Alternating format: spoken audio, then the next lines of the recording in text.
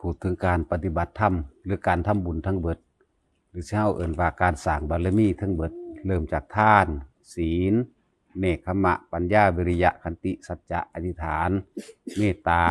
ไปลงท้ายด้วยอุเบกขานะทานก็เพื่อจิสละความเห็นแก่ตัวออกจนถึงที่สุดแห่งความบ่มีตัวตนหมดละคือทานศีลคือการรักษาทั้งตัวเองและผู้อื่นนั่นแหละเพื่อว่าเป็นการไปเบียดเบียนทำลายผู้ใดผู้หนึ่งเสียชีวิตและทรัพย์สินเนกขมะคือการข่มใจให้ห่างออกจากความพอใจคือกามปัญญา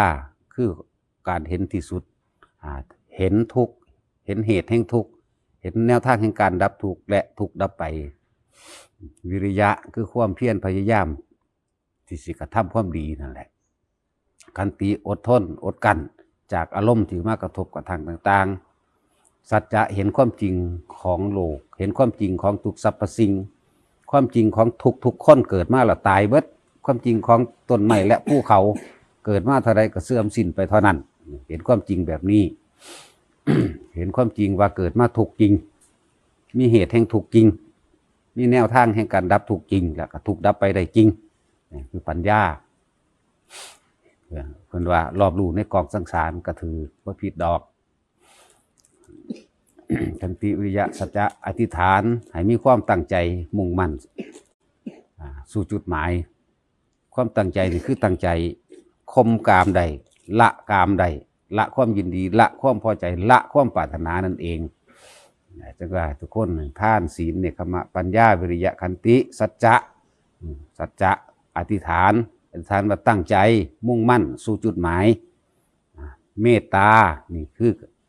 เมื่อเฮามีสิ่งใดก็ตามที่พ่อที่แบ่งปันใดเฮาก็แบ่งปันไปเมตตาการไม่ทำร้ายเบียดเบียนผู้ใดผู้หนึ่งให้เสียชีวิตและทรัพย์สินก็เรียกว่าเมตตา เมตตาเจ้าของน่ะอันนั้นก็ดีเมื่อเมตตาเจ้าของกับเมตตาผู้อื่นพร้อมอยู่ในหนึ่งเดียวกันนั่นแหละ สุดท้ายลงอุเบกขานั่น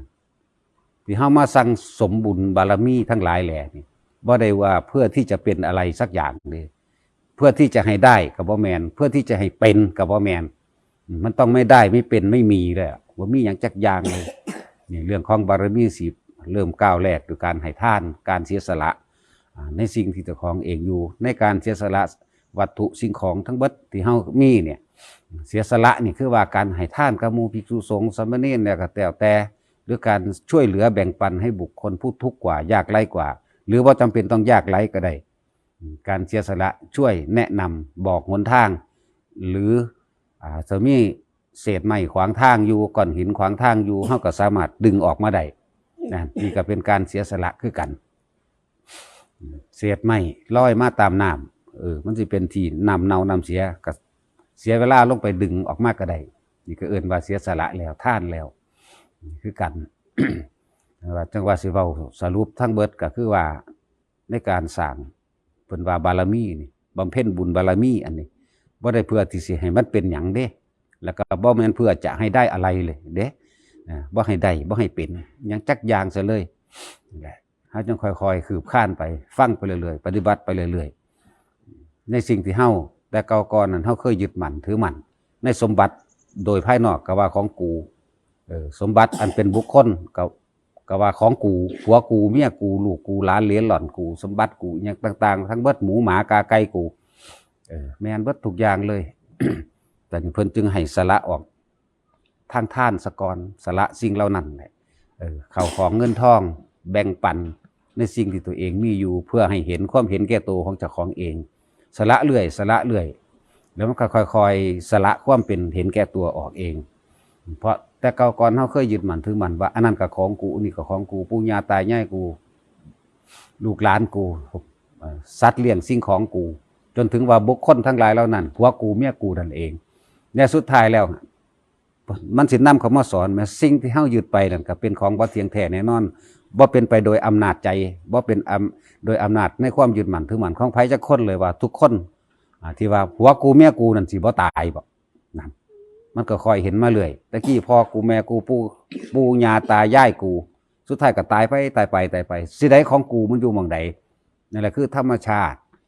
ที่สิ่งใดสิ่งหนึ่งเกิดขึ้นเป็นธรรมดาสิ่งนั้นก็ดับไปธรรมดาแต่เฮาเข้าไปยึดให้มันเป็นไปตามความพอใจความรู้สึกที่ว่าสิ่งนั้นเป็นของเราเนี่ยจงเป็นอย่างนั้นจงเป็นเช่นนั้นมันบ่อาจสามารถเป็นได้จึงว่าเพิ่นให้มีทานก่อนเพื่อสิเขาว่าเห็นความยึดมั่นถือมั่นในอัตตาตัวตนอัตตาตัวตนที่แท้จริงเว้ามันร่วมโลดความรู้สึกความรู้สึกของตัวของในความพอใจนั่นเอง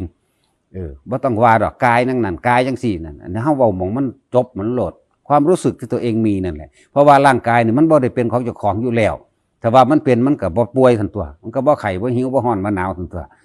สุดท้ายแล้วก็แม้แต่กายของเจ้าของเองยังบ่เป็นของเจ้าของมันต้องตายมันต้องเสื่อมสลายไปนั่นภาษาหยังกับผู้อื่นเนี่ยสาเหตุมันแท้ๆคือใจของเฮาคือความรู้สึกของเฮาเองที่เฮาอยากให้มันเป็นบ่อยากให้มันพลัดพรากจากความสุขนี่บ่ให้มันพลัดพรากจากความรู้สึกนี่ในความพอใจแม้กระทั่งที่นี่ในการทำสมาธิก็คือกันพวกเราหันเข้ามาเมื่อเข้าใจคำว่าทานเพื่อหยังแล้วเข้าใจคำว่าสร้างบารมีเพื่อหยังแล้วก็เพื่ออุเบกขาอันเดียวนั่นแหละสุดท้ายแหละคือบ่มีหยังเลยบ่ได้หยังเลยการทำสมาธิกันสมาธิขั้น1ขั้น2ขั้น3ก็สร้างเฮาสิเฮานั่งสมาธินี่เฮาทำสมาธินี่เพื่อหยังเพื่อให้เห็นหยังเพื่อให้เป็นหยังและเพื่อให้ได้หยังสมาธิเพราะว่าจิตตั้งมั่นในความสงบอันเป็นอุเบกขาหรือความว่างเปล่านั่นน่ะอันนั้นแหละคือจุดหมายของคำว่าสมาธิบ่แม่นว่าเพื่อที่จะให้ได้เด้ให้ได้ย่านนั่นย่านนี่นะเพื่อที่จะให้เป็นน่ะก็เป็นนั่นเป็นนี่แหละเป็นผู้มีบุญบารมีบอกเป็นผู้มีหูทิพตาทิพบอกเป็นผู้รู้นั่นรู้นี่บอกบ่ว่าเพื่ออย่างใดๆทั้งสิ้นเพื่อที่จะให้แค่ความสงบในการเห็นนิดๆหน่อยๆนี่บอกแท้จริงแล้วเพื่อที่จะให้เห็นความยึดมั่นถือมั่นเพื่อที่จะให้เห็นความว่างเปล่าสุดบังหันเลยก็เลยบอกว่าเฮาปฏิบัติไปเพื่อหยังเพื่อเห็นนั่นบอกเพื่อเป็นนั่นบอกมันต้องเพื่อไม่ให้ได้อะไรเลยคือมันต้องบ่ได้อีหยังเด้จังสิแม่นสุดท้ายแล้วมันสิอยากได้บันไดมันก็ต้องไปปราดจากร่างกายนี้เบิดนั่นแหละอีหยังก็ดีแต่ว่าสิ่งที่ยึดมั่นถือมั่นในความรู้สึกในความพอใจของเจ้าของอยู่นั่นน่ะมันสิพาไปเกิดอีกหม่องนึงพุ่นล่ะมองแถวยึดว่าเพื่อให้ได้เพื่อให้เป็นนั่นเองความรู้สึกของเฮาเองนั่นแหละเป็นตัวบอกภพบอกชาติได้บอกภพเด้ความรู้สึกโมโหก็ไปนิริยคติภพเด้นั่นอบายภพเด้นั่นโมโหโกรธโลภหลงไหลในสิ่งใดสิ่งหนึ่งอยู่ในหันนั่นแหละอบายภพพวกนั้นก็เลยบอกทุกคนว่าแม้กระทั่งความสงบในเวลาเฮามานั่งสมาธิยืนสมาธินอนสมาธิหรือเดินสมาธิก็สร้างเดินเพื่อให้ความตั้งมั่นให้ถึงความสงบอันของเป็นความว่างเปล่าหรืออุเบกขานั่นเองสละให้เบิดเลยในสิ่งที่รู้ในสิ่งที่เห็นก็ไม่ควรเข้าไปยึดมั่นถือมั่นว่าไปยืนยันตัดสินเนี่ยนี่ความเป็นตัวตนของคนเอานักทำสมาธิทั้งหลายนี่จะเอาความเห็นที่เจ้าของเขาไปรู้ไปเห็นไปยืนยันตัดสินกับบุคคลผู้อื่นอันนั้นคืออันนั้นอันนั้นคือนั่นอันนั้นคือนั่น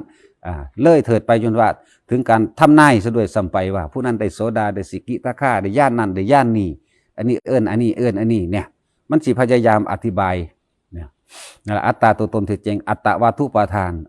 อัตตะคือตัวตนตัวตนคือความรู้สึกของเจ้าของเองที่ยึดมั่นถือมั่นเด้ออัตตะตัวนี้อันนี้ร่างกายเป็นของเปลือกนอกคือเด้อเนี่ยเฮามันมาถึงขันว่ารู้แล้วว่าร่างกายเป็นแค่เปลือกนอกรู้แล้วว่าร่างกายเป็นไปโดยธรรมชาติเกิดกับตายเท่านั้นทุกคนเลยอยู่ได้หนีบ่มีผู้เหลือจักคนดอกแต่ว่าอัตตาตัวตนที่แท้จริงคือความรู้สึกที่ตัวเองนี่ยังมีอยู่ยังอยากอยู่ยังเป็นอยู่เนี่ยอัตตาตัวตนแล้วก็สิแสดงโดยวาจาพยายามอธิบายเหตุผลแต่ไม่รู้ความรู้สึกของตัวเองที่พยายามที่จะให้คนอื่นเชื่อตัวเองฟังตัวเองตามสิ่งที่ตัวเองยึดมั่นถือมั่นนั่นเองสมาธิเฮาไหลลงมามันเห็นกระสร้างแค่นั้นแหละสงบกระสร้างแค่นั้นแหละคือเก่าคำว่าสงบนี่เพราะท่านได้ถึงอัปปนาดอกคณิกะอุปจาระสงบเพียงแค่ว่าการไปรู้นั่นไปเห็นนี่ทั้งหลายแหล่นั่นน่ะมันบ่หยุดมันบ่เที่ยงได้สิ่งที่เฮาเห็นมื้อนี้นั่งเห็นแบบนี้แสงสว่างนั่นเห็นผีเห็นเปรตเทวดาอินทร์พรหมอีกในมือเดียวกันนั่นแหละช่วงต่อไปมันก็หมุนไปเห็นนั่นเห็นบ่นี่มันแสดงอนิจจังแสดงอนัตตาอยู่ตลอดเลยในความเห็น เห็นทางในก็สร้างแล้วเฮาสิยังอยากสงบแบบนั้นอยากสงบแบบนั้นนั่นอยู่ธรรมดาบ่ความเข้าไปยึดความบ่รู้สงบแบบใดก็สร้างบ่สงบแบบใดก็สร้างให้รู้อยู่ในแค่ลมหายใจไปซะก่อนเพราะว่าทั้งเบิดแล้วนี่โดยแล้วแต่เป็นกุศโลบายเพื่อให้ถึงความปล่อยวางความไม่มีอะไรเลยความไม่ได้อะไรเลยนั่น พระพุทธเจ้าเพิ่นก็เคยเทศนาอยู่2-3 หม่องอยู่เด้ล่ะท่านทำสมาธินี่เพื่อให้เกิดอะไรขึ้นเพื่อให้ได้อะไรบอกเราไม่ได้อะไรเลยเราสูญเสียความโลภนั่นในสิ่งที่เราอยากให้เป็นนั่นเราสูญเสียความโกรธเราสูญเสียความหลงฉะนั้นเราจึงบอกว่าเราไม่ได้อะไรเลยนั่นแล้วทำไปเพื่ออะไรเขาว่าเพื่อที่จะไม่มีและไม่เป็นนั่นเห็นบ่มีบ่เป็นเลยได้บัดแล้วสิ่งใดควรสิ่งใดไม่ควรเท่านั้นแหละในการกระทำสิ่งนี้ควรสิ่งนี้จึงควรสิ่งใดที่เป็นประโยชน์กับบุคคลและสัตว์ทั้งหลายด้วยการไม่เข้าไปเบียดเบียนทำร้ายให้ผู้ใดผู้หนึ่งเสียชีวิตและทรัพย์สินนี่คือสิ่งที่ควรหัวใหญ่มาโลดหัวขอใหญ่มาโลดเฮาสิทำอันใดก็สร้างถ้าขึ้นชื่อว่าประโยชน์ทั้งโลกของโลกมันสิมีการเบียดเบียนอยู่แล้วล่ะแค่ว่าให้ได้มาแต่ว่าประโยชน์โดยธรรมของพระพุทธเจ้าไม่มีการเบียดเบียนให้ผู้ใดผู้หนึ่งเสียชีวิตและทรัพย์สินตลอดทั้งการเสียอกเสียใจเสียหลายๆอย่างที่ทั้งโลกเขายึดอยู่นี่คือสิ่งนี้ควรสิ่งนี้จึงควรสิ่งนี้ควรกระทำสิ่งนี้ไม่ควรกระทำแล้วเพิ่นก็หาสิ่งที่เป็นประโยชน์มากที่สุดพร้อมแต่ว่าไม่ได้ฝังผลประโยชน์ในสิ่งที่ทำพร้อมเพราะว่าเพิ่นเฮ็ดเพิ่นบ่ได้ให้มีอีหยังเพื่อว่าให้เป็นอีหยังสุดได้ซ้ำมีแต่รู้คำว่ารู้กับรู้นี่ควรรู้นี่บ่ควรต่างหากล่ะแต่ว่าบ่ยึดในสิ่งที่รู้เป็นแบบอย่างที่ให้พวกเฮาเห็นในอริยสาวกทั้งหลายที่พวกเฮาเห็นมาเรื่อยๆนะเห็นนี่เห็นเฉพาะสื่อเสียงได้ยินสื่อเสียงเพิ่นผู้นั้นผู้นี้เป็นจังซั่นจังซี่ควรเอาอย่างองค์นั้นก็ว่าไปแต่ว่าตัวเองนั่นบ่ทันเข้าถึงก็เลยบ่ฮู้ว่าคำว่าเห็นหยังเห็นความบ่มีในตัวตนเห็นความไม่ยึดมั่นถือมั่นแล้วก็เห็นว่าถ้าเฮาไม่สิ่งใดก็สร้างนี่ในนี่แบ่งปันให้เบิดเลยบ่มีในความอยากตัวนั้นแล้วเนี่ยเห็นในความที่เจ้าของบ่มีความอยากอีกแล้วนะมีแต่ความที่สละออกบ่มีสิ่งใดเป็นของเจ้าของจักอย่างแม้แต่ร่างกายนี่มันก็ต้องแม่นบ่อยากสละมันก็ต้องสละอยู่แล้วโดยอย่าให้มันบังคับสุดยื้อก็แล้วกันนะว่าสิเฮ็ดจังใดสิบ่ตายเฮ็ดจังใดสิบ่เจ็บปวดป่วยไข้เนี่ยเป็นไปบ่ได้เนี่ยถ้าเฮาฮู้ความจริงตัวนี้แล้วมันเป็นของมันจังสั่นมันเป็นเช่นนี้ของมันเองเนี่ยร่างกายนี่เกิดขึ้นมาแล้วก็ต้องอาศัยอาหารนั่นอาศัยอาหารแล้วก็คืบคลานไปในขณะที่ว่าเกิดขึ้นเขาว่าตั้งอยู่ดับไปเขาเว้าแต่ว่าเฮามันเกิดขึ้นแล้วมันก็ต้องอาศัยอาหารของอยู่ของกินเครื่องห่มเครื่องหนาวเครื่องร้อนเครื่องเย็นมีเบิดนี่แหละเกิดขึ้นแล้วเคลื่อนไปสู่ความเจ็บไข้ได้ป่วยเคลื่อนไปสู่ความไม่สบายเนี่ยเคลื่อนเข้าไปสู่ความไม่มีตัวตนสุดท้ายแล้วบ่มีผู้ใดยื้อมันได้ในความคงทนขนาดว่าร่างกายนี่เป็นของตนก็ยังบ่อาจสามารถให้มันอยู่คงทนได้ตายคือเก่าแต่ขอให้เฮาพวกตายก่อนที่ร่างกายนี่สิบังคับให้ตายสิบ่ดีกว่าบ่ตายดับสูญสลายอนัตตาว่างคลายออกจากความยึดมั่นถือมั่นในว่าร่างกายเป็นของตนเนี่ยแต่เห็นตอนนี้แล้วผู้อื่นมันสิเป็นของตนมาแต่ทางใดแต่เห็นตนว่าบ่มีแล้วเนี่ยผู้อื่นกับบ่มีคือกันมันก็ว่างมันก็ออกกันตัวแต่ว่าทุกๆคนมาทำบุญทำทานคำว่าทำบุญทำทานเพื่อสิให้บ่มีอีหยังบ่ให้เป็นอีหยังบ่ให้ได้อีหยังเด้ถ้ายังมียังเป็นยังได้อยู่น่ะก็เที่ยวเกิดเวียนว่ายแต่เกิดกับสิ่งที่ตัวมีตัวเป็นนั่นคิดว่าตัวของมีบ่คิดว่าเจ้าของเป็นบ่ก็เป็นไปตามสิ่งที่เจ้าของยึดมั่นถือมั่นแม้นไปการไปตัดสินยืนยันบุคคลผู้อื่นถูกแต่ของก็เกิดไปตามถูกผิดก็เกิดไปตามผิดนี่คือความรู้สึกของแต่ละคนนั่นแหละเป็นเครื่องบอกภพชาติของตัวของเลยบอกภพของตนเองนั่นแหละอันนี้ถูกอัตตวาทุปาทานไหลออกมาได้ว่านี่เป็นแบบนี้ความรู้สึกพี่บึบในใจของเองต้องแบบนี้อันนี้ผิดอันนี้ถูกก็ไปเกิดกับผิดกับถูกนั่นแหละเนี่ยที่ว่าสรุปร่วมลงที่เพิ่นว่ามันไม่มีผิดมันไม่ถูกนะแท้จริงเพิ่นบ่ให้ไปยืนยันตัดสิน มันไม่มีผิดมันไม่มีถูกหรอกธรรมะนั่นน่ะนั่นอันนี้คือคนภาวนาเราได้จังสิหูจักเพิ่นบ่ให้ไปยืนยันตัดสินเพราะการยืนยันตัดสินนั่นแหละคืออัตตาตัวตนที่แท้จริงที่ยังมีความรู้สึกว่าอยู่นั่นรู้สึกว่าผิดรู้สึกว่าถูกเองว่างก็คือว่างก็แค่รู้อันนี้ควรอันนี้ไม่ควรนั่นควรสิเฮ็ดจังซี่ก็เฮ็ดไปเพราะว่าไม่ทำร้ายเบียดเบียนให้ผู้ใดผู้หนึ่งเสียชีวิตและทรัพย์สินอันนี้ต่างหากเฮ็ดไปแล้วก็บ่ได้ไปมุ่งหวังเมื่อพวกเฮาแนะนำคนนี้ช่วยเหลือคนนี้ก็บ่ได้หวังว่าคนนี้ต้องเป็นอย่างนี้ที่เฮาแนะนำไปเด้นั่นแต่เฮานั้นถ้าเขาเฮ็ดบ่ถูกใจเจ้าของมันสิสูญขึ้นนั่นแหละผิดนั่นแหละถูกก็ว่าไปต้องว่างคลายออกทั้งเบิดแต่ละคนสิว่าสิเข้าใจคำว่าภาวนาเนี่ยมันธรรมดาเด้ภาวะแปลว่าพบนามาจากนะก็คือนะโมคือใจของเจ้าของที่ผ่านภพผ่านชาติเกิดตายเวียนว่ายมามากมายมหาศาลเอิ้นว่าภาวนาเอิ้นว่าภาวนาจิตใจตัวนี้จิตตัวนี้บ่เคยตายเวียนว่ายได้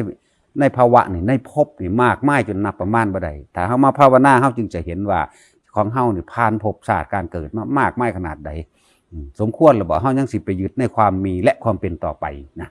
อะไรจังว่าภาวนาเป็นแบบนี้เพื่อที่จะให้ไม่ได้อะไรเลยไม่เป็นอะไรเลยต่างหากล่ะเอาพอ